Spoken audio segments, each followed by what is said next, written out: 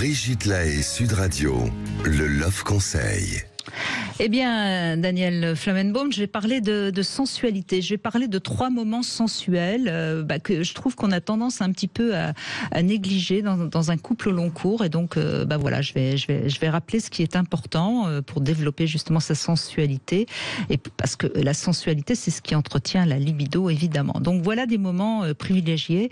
D'abord, je crois qu'il ne faut pas oublier de flirter quand on est même un vieux couple et s'embrasser, se toucher, se frôler. Même si on est en société, parce que ça donne une complicité sensuelle au couple qui a un bon effet sur la libido.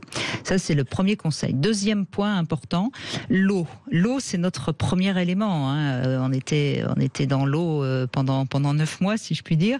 Alors, si par exemple vous vous êtes baignés ensemble cet été, c'est un moment intime, ludique, que vous pourriez reproduire, par exemple, en prenant une douche ensemble, un bain ensemble.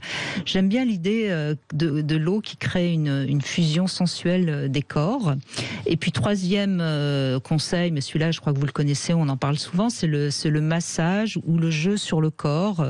Il y a des produits sensuels aujourd'hui qu'on peut se mettre, des crèmes de massage. On peut même se dessiner des endroits où on a envie d'être embrassé. Et tout ça, c'est quand même des choses qui vont vous permettre d'être dans une sensualité que vous partagez et qui vont donc permettre à votre sexualité de rester au top.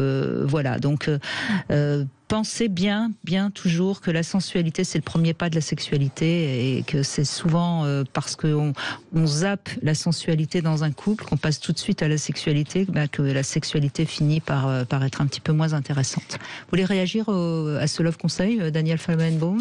Oui, je veux réagir pour dire comment vous avez raison de parler, d'entretenir cette sensualité et pour se mettre, pour s'ajuster. Là, c'est le temps, c'est comme si on prenait le temps de se désirer, de réagir, d'être érotisé, Alors moi, je dirais pas que ça entraîne obligatoirement la capacité de savoir vivre sa sexualité dans la rencontre des sexes, dans la compénétration. Ça, c'est encore presque une autre aventure qui n'est pas automatique si on est bloqué, fermé, toujours dans l'interdit. Que tout ce que vous racontez permet l'ouverture, mais que ça enchaîne sur la bonne compénétration des sexes, je n'ai pas l'expérience que ce soit automatique. Bon, mais en tout cas, ça permet déjà de rester dans un contact et dans un langage des corps. Alexandre